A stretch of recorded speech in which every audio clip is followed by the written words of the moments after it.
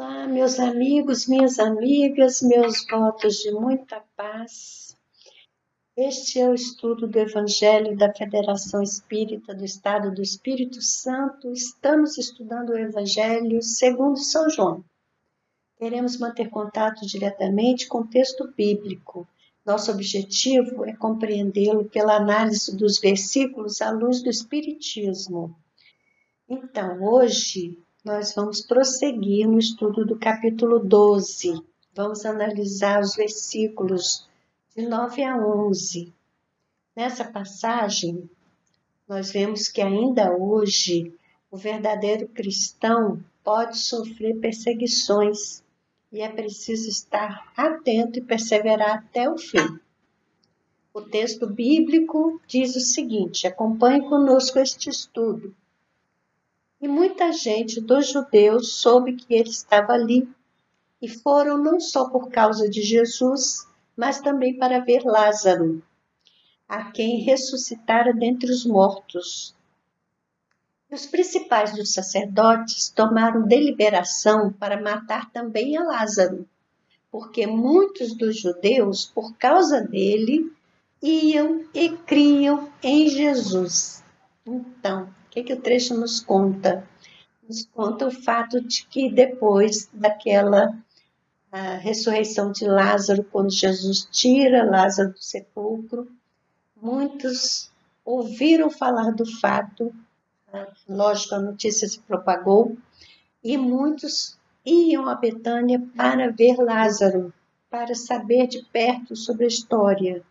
E aí nós temos nessa passagem que isso provocou irritação nos sacerdotes, nas autoridades religiosas, que deliberaram não só aprisionar e matar Jesus, mas também matar Lázaro, porque ele era uma prova viva de que Jesus realmente era alguém diferenciado, alguém que produzia fenômenos que convenciam as pessoas. Então, nós já estudamos aqui que esse episódio da ressurreição, na verdade, significa a volta, o retorno de um transe, que é uma experiência que hoje, nas pesquisas de toda parte, tem um nome de EQM, experiência de quase morte.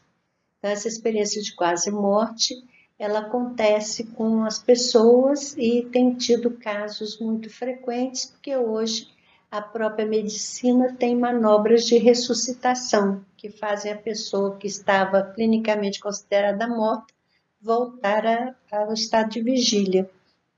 Então, essas pessoas que experimentam esse fenômeno, elas narram uma sequência de fatos muito semelhantes, tais como sensação de paz, vontade de permanecer nessa nova realidade, impressão de flutuar acima do próprio corpo, podendo ver ou não as pessoas ao seu redor, ampliação da visão e de certas percepções. A existência de uma espécie de túnel, também um frequente relato, e além disso a percepção, às vezes confusa, de seres de luz, que é uma referência que irá variar dependendo da crença das pessoas, dos arquétipos religiosos e culturais da pessoa.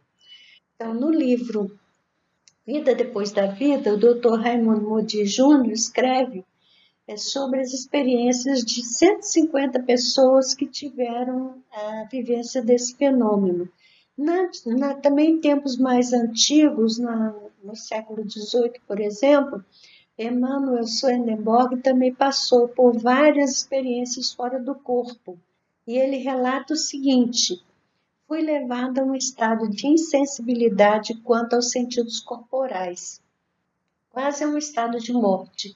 Porém, a vida interior, com o pensamento, permaneceu íntegra, e com isso percebi e retive na memória as coisas que ocorreram aos que são ressuscitados dos mortos. Especialmente me foi dado perceber que havia um puxar e tirar da mente ou do meu espírito para fora do corpo. Então, essa descrição dele é a descrição de um desdobramento, que hoje também o Espiritismo estuda. Pastorino, no volume 6 da sua coleção Sabedoria do Evangelho, ele comenta que para a individualidade a lição é clara. Todos os que agirem em benefício dos homens ou forem beneficiados pelos mestres, por aqueles que abrem nossa visão espiritual, serão perseguidos e, se possível, serão assassinados, para que as provas desapareçam e os homens passem a crer que se tratava apenas de uma invenção ou de uma alucinação, ainda que coletiva. Esse comentário do Pastorino nos traz à mente as últimas bem-aventuranças que Jesus falou no começo do Sermão da Montanha, quando ele diz: bem-aventurados os que sofrerem perseguição por causa da justiça, porque deles é o reino dos céus. Bem-aventurados sois vós quando vos injuriarem e perseguirem e mentindo disserem todo mal contra vós por minha causa. Exultai e alegrai-vos, porque é grande o vosso galardão nos céus, porque assim perseguiram os profetas que foram antes de vós. Então, Kardec analisa essa passagem também e traz comentários interessantes no Evangelho segundo o Espiritismo, no capítulo 23, no item 12.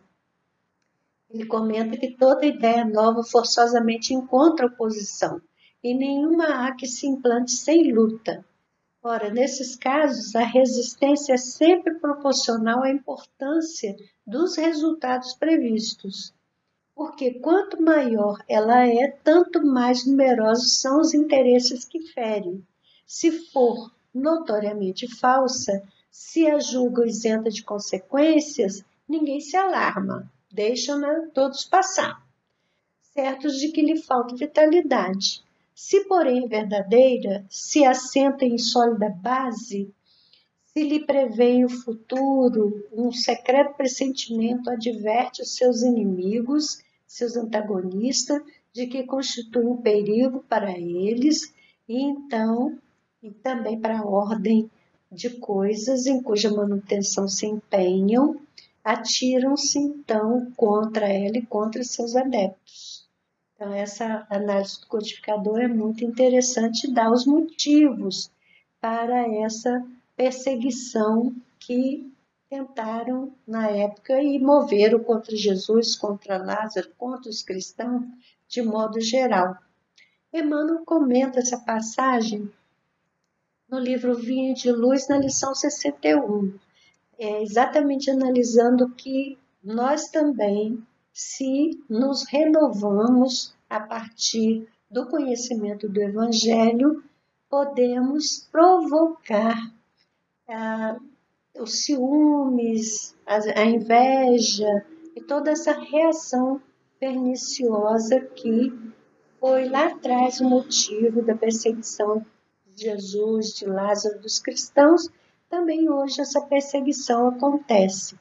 E também no livro Caminho, Verdade e Vida, na lição 113, que nós vamos ler aqui porque traz reflexões muito importantes, o Emmanuel comenta o versículo 11, porque muitos dos judeus, por causa dele, iam e criam em Jesus, por causa de Lázaro. Então, Emmanuel comenta assim: narra o Evangelho de João que muita gente, encaminhando-se para Betânia, buscava cercar-se do Mestre, não somente para vê-lo, mas para contemplar também a figura de Lázaro, retirado do sepulcro. Nessa movimentação, muitos iam e voltavam transformados, irritando os círculos farisaicos. Essa lembrança do apóstolo é preciosa. A situação, todavia, é idêntica nos dias atuais. A alma voltada para o Cristo quase sempre foi ressuscitada por seu amor, escapando às sombras dos pesadelos intelectuais que operam a morte do sentimento. Muitos homens estão mortos, soterrados nos sepulcros da indiferença, do egoísmo, da negação. Quando um companheiro como Lázaro tem a felicidade de ser tocado pelo Cristo, eis que se estabelece a curiosidade geral em torno de suas atitudes. Todos desejam conhecer-lhe as modificações. Se és, portanto, um beneficiado de Jesus, se o Senhor já te levantou do pó terrestre para o conhecimento da vida infinita, recorda-te de que teus amigos, na maioria, têm notícias do Mestre. Todavia, ainda não estão preparados a compreendê-lo integralmente. Serás como Lázaro, o ponto de observação direta para todos eles. Somente começarão a receber a claridade da crença sincera por ti, reconhecendo o poder de Jesus pela transformação que estejas demonstrando. Se já foste, pois, chamado pelo Senhor da vida, está em tuas mãos continuares nos recintos da morte ou levantares para a edificação dos que te rodeiam. Todos já fomos tocados pelo Cristo. Todos já conhecemos a mensagem do Evangelho. Então, esse comentário de Emmanuel é precioso. Por que nos deixarmos ficar na morte, no sepulcro, da acomodação e da indiferença? Nós podemos nos levantar, nós podemos nos transformar e demonstrar, pelo nosso exemplo, o poder da renovação pelo Evangelho de Jesus, ainda hoje, ainda que isso provoque perseguições em torno de nós. Então, meus amigos, minhas amigas, ficamos por aqui nessa reflexão, mas voltaremos em outra oportunidade, se Deus quiser. Até lá!